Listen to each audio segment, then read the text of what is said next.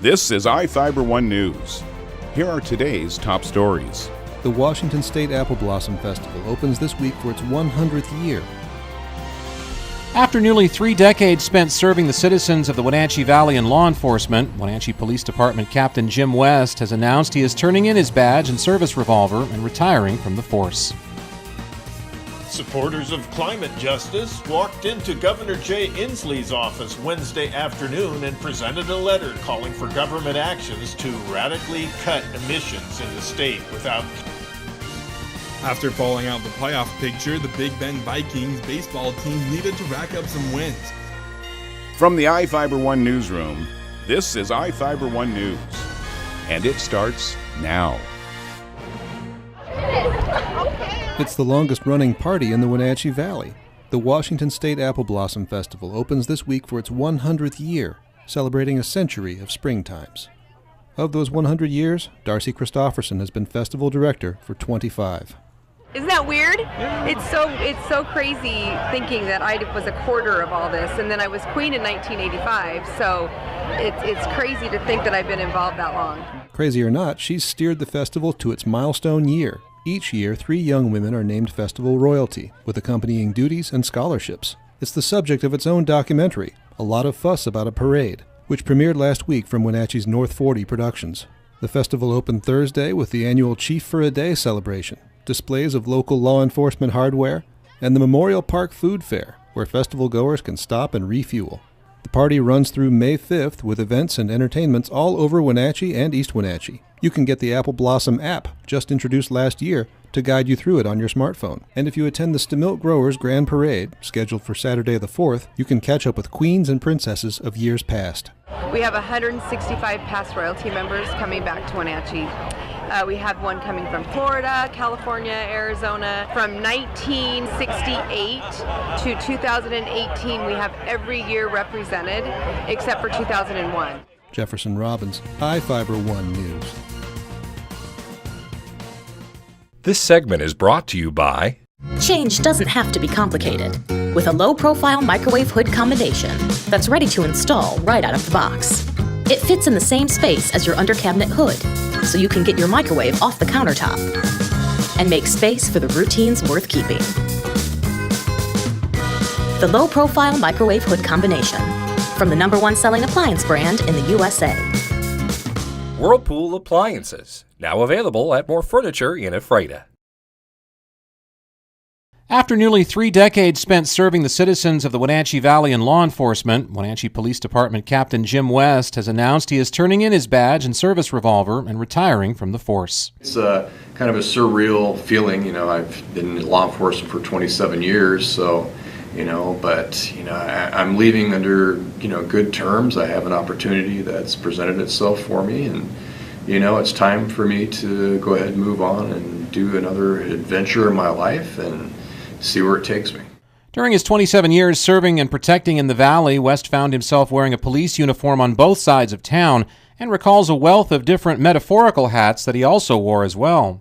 I started in 1992 at East Wenatchee Police Department, and back then we were in a very small building that was, at the time, was behind Hugo's Tavern, and it was just basically a little house is what it was. And from there, I worked from 1992 to about 1999 for East Wenatchee Police Department, and, got to do quite a bit there. I was a canine officer during my time. In 1999, I transferred over to Wenatchee Police Department and began my career here, and, during that time and all the way up to now, I've done patrol. I've been in detectives for a very long time, and I progressed from there. Was promoted to corporal, went back to patrol. From there I was promoted to sergeant, and then just a couple of years ago I was promoted to captain. West says a lot of things have changed within the local law enforcement community during his 27 years, and just about all of it has been for the better. It's a different time from when I started and when some of the folks are just starting as officers here now. I think there's a lot more community involvement now with officers with the community, and I think that's a necessity, and I think that's what's improved law enforcement, at least for the Wenatchee Police Department. And I think what I've noticed from 1992 to now is the violent crime has gone down greatly.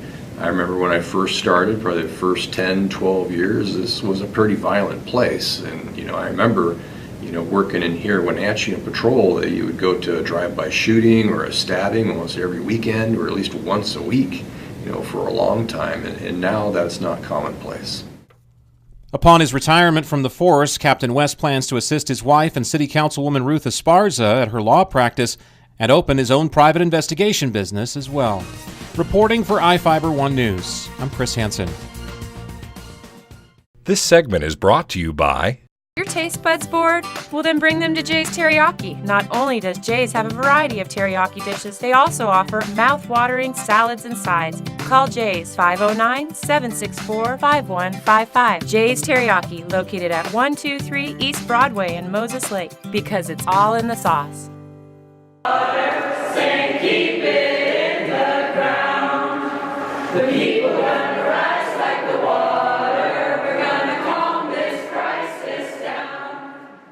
Supporters of climate justice walked into Governor Jay Inslee's office Wednesday afternoon and presented a letter calling for government actions to radically cut emissions in the state without cap-and-trade policies. Cap-and-trade reduces emissions such as those from power plants by setting a limit on pollution and creating a market. The trade part is a market for companies to buy and sell allowances that let them emit only a certain amount of emissions as supply and demand set the price. Edgar Franks with Community to Community Development were joined by members of Got Green, a South Seattle organization led by people of color and low incomes that promotes environmental, racial, and economic justice. Students from the Evergreen State College also joined the procession into the state capitol building. Franks explains why he and fellow activists oppose cap-and-trade, saying the practice subsidizes major polluters, entrenching their power and profits. Fundamentally, we believe that this program, cap-and-trade, doesn't really address the root causes of climate change. We want fossil fuels to eventually transition away from emitting carbon and those fossil fuel industries to get into the new technology, the new green technologies. Frank says the group's intent was to share their views with Inslee. We understand that he's made climate change a priority in his presidential run, so we want to make sure that he listens to the citizens of Washington, that this is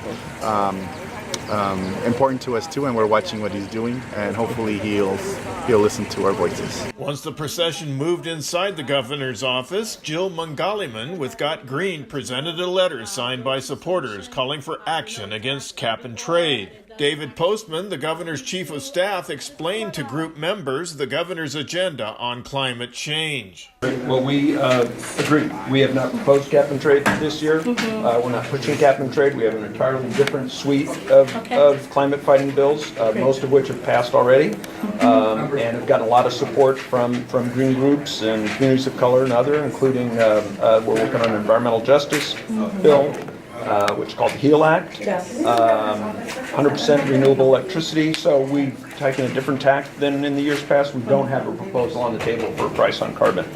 We are trying to get clean fuels. We're trying to get 100%. We already have 100% electricity, hydrofluorocarbon elimination, building standards, and there are two proposals that legislators have made, one for carbon tax, one for cap and trade, but they're not ours, and I don't get the sense that they're going anywhere. So we're pushing our agenda. At the state capitol in Olympia, I'm Jeff Chu for iFIBER 1 News. After falling out of the playoff picture, the Big Bend Vikings baseball team needed to rack up some wins. That's exactly what they were able to do when they swept their rivals, the Wenatchee Valley Knights, winning both games in a doubleheader Wednesday afternoon to sweep the Knights in the season series. The Knights came in as hot as they've been all season, winning 3 of their last 4 games and coming off of a sweep over Treasure Valley. Their upward trajectory was shot down by the Vikings, who didn't just win, but won with authority. Both games were cut short due to the mercy rule, with the Vikings taking the first game 11-1 in 8 innings, and the second game 14-4 in 7 innings. Sophomore Benjamin Albright ended the second game by scoring on a wild pitch, and he explained why the Vikings had such a good day. We just stayed the course and trusted the process, and we came through. Balls started to fall for us, started getting hits, compiling hits together, having fun out here. That's what we love to do. Oh, I love the team going forward. We're going to be a tough one to beat. I think now we're hitting our stride, and we're just going to keep going. Wednesday's action really muddled the East Region standings, as there are now 4 teams, Spokane, Yakima Valley, Columbia Basin, and Big Bend, that are all 1 game apart from each other atop the East Region. Spokane holds on the first place with a 12-6 record, while Yakima matches their record, and Big Bend and Columbia Basin sit at 11-7. The Vikings will look to add to their winning streak on Saturday when they host Blue Mountain in the doubleheader, which will start at 1 p.m. I'm Adam Chkoski for iFIBER 1 Sports. This is iFIBER 1 News. For more information on these stories and other news, visit us online at iFiber1.com or check us out on Facebook.